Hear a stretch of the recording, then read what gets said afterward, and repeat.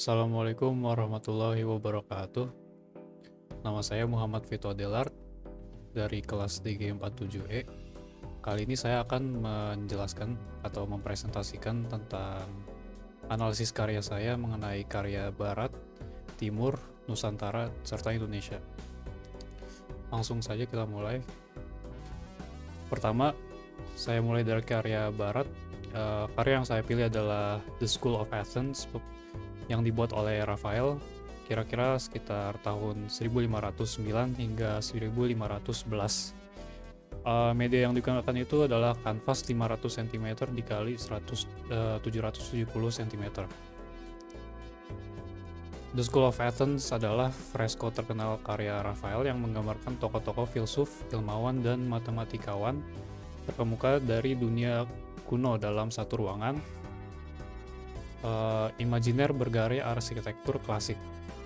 Dua figur sentral di tengah komposisi adalah Plato dan Aristoteles, yang masing-masing memegang buku karya mereka, Timaeus dan Ethics. Di sekeliling mereka tampak tokoh-tokoh seperti Socrates, Pythagoras, Euclid, Ptolemy, dan Diogenes, yang digambarkan sedang berdiskusi, menulis, atau berpikir. Selanjutnya ada analisis formal.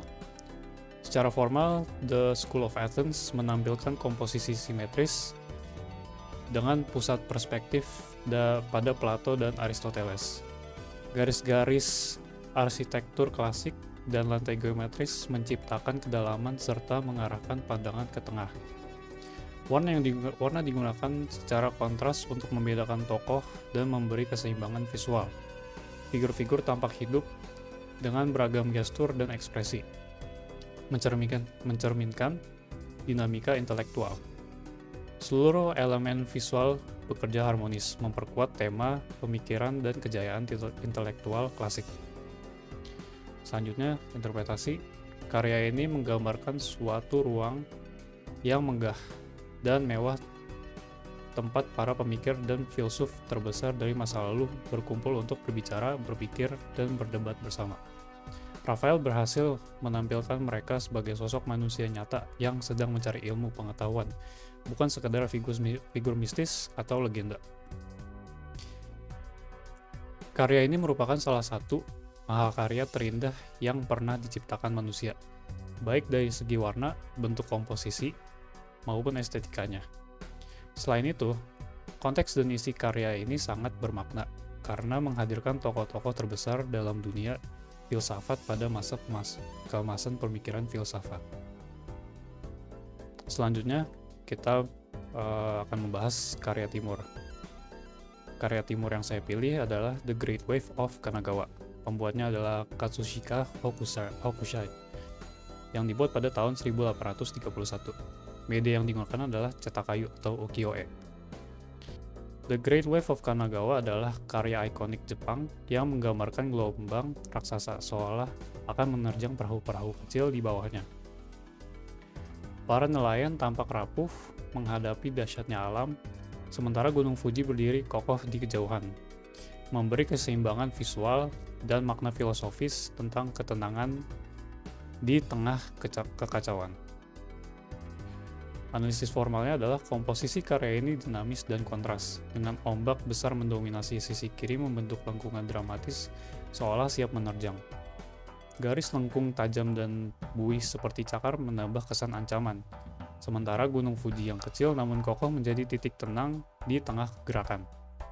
Warna biru tua dan putih menciptakan suasana sejuk namun tegang, didukung gaya garis bersih khas ukiyo-e yang sederhana, grafis namun tetap ekspresif. Karya ini dimaknai sebagai simbol ketegangan antara manusia dan kekuatan alam. Ombak besar melambangkan kekacauan dan ketidakpastian hidup, sementara perahu kecil mencerminkan kerentanan manusia di tengah situasi yang tak terkendali. Di latar belakang, Gunung Fuji menjadi lambang ketenangan dan keteguhan batin, seolah menunjukkan bahwa di balik tantangan besar selalu ada inti yang kokoh, baik di alam maupun di diri manusia. Karya ini merupakan salah satu karya paling ikonik di Asia dan di dunia. Dengan gaya khas Jepang yang pada masanya, serta komposisi dan warna yang lembut sehingga nyaman dipandang dan mudah diingat sepanjang masa. Tak hanya menampilkan keindahan visual, karya ini juga menyampaikan refleksi mendalam tentang ketahanan dan keseimbangan dalam menghadapi badai kehidupan. Kemudian ada karya dari Nusantara. Karya yang saya pilih adalah Penangkapan Pangeran Diponegoro, yang dibuat oleh Raden Saleh pada tahun 1831 menggunakan media cat minyak di atas kanvas.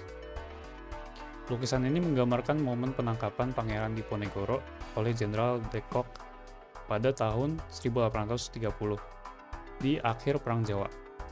Pangeran Diponegoro berdiri di tangga depan bangunan kolonial dikelilingi prajurit dan pengikutnya yang tampak terpukul dan emosional. Sementara di sisi lain, jajaran perwira dan tentara Belanda berdiri tegak dengan sikap tenang dan superior. Latar belakang landscape tropis Jawa, lengkap dengan gunung dan pohon kelapa, memperkuat konteks geografis karya ini. Komposisi lukisan ini simetris dan terpolarisasi, dengan sisi kiri diisi oleh pribumi yang emosional, dan sisi kanan perwira kolonial yang kaku. Pangeran Diponegoro menjadi pusat perhatian dengan sorotan cahaya alami, warna hangat, detail ekspresi, dan perspektif latar menciptakan suasana dramatis dan realistis. Lukisan ini bukan sekedar dokumentasi sejarah, tetapi juga pernyataan politik dan emosional dari Raden Saleh. Ia menampilkan Diponegoro dan rakyatnya sebagai korban bermartabat, sementara penjajah digambarkan dingin dan arogan. Melalui karya ini, Raden Saleh menyampaikan kritik halus terhadap kolonialisme dan membangkitkan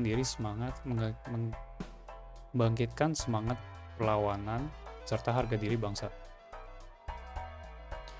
Lukisan ini terasa kuat dan menyentuh, menangkap ketegangan emosional serta ketidakadilan tanpa kata-kata.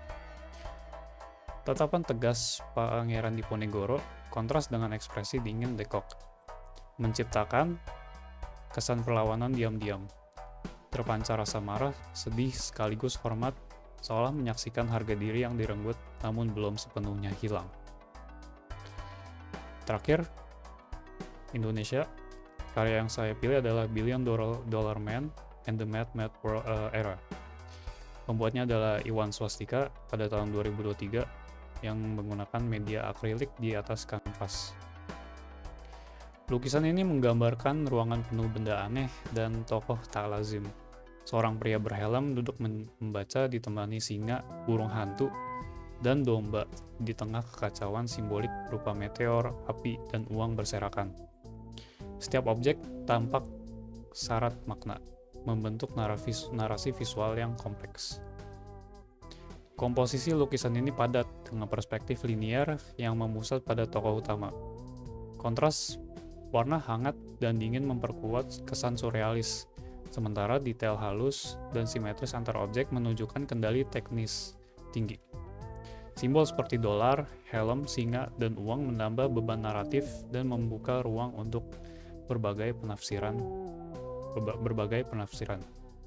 Karya ini terasa seperti kritik terhadap absurditas zaman modern, menyoroti ketimpangan kekuasaan, obsesi uang, dan kekacauan informasi.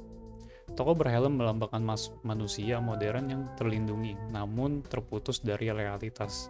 Sementara hewan-hewan sekitarnya memperkuat kesan dunia gila penuh simbol alam dan kekuasaan. Iwan tampaknya mengajak penonton untuk menertawakan sekaligus merenungi kekacauan zaman ini. Karya ini tampak sangat modern lewat komposisi yang ramai dan pilihan warnanya. Gaya absurd atau semi-abstraknya membuat makna karya ini lebih sulit diinterpretasikan, namun justru hal itu menjadikannya menarik dan relevan untuk era sekarang.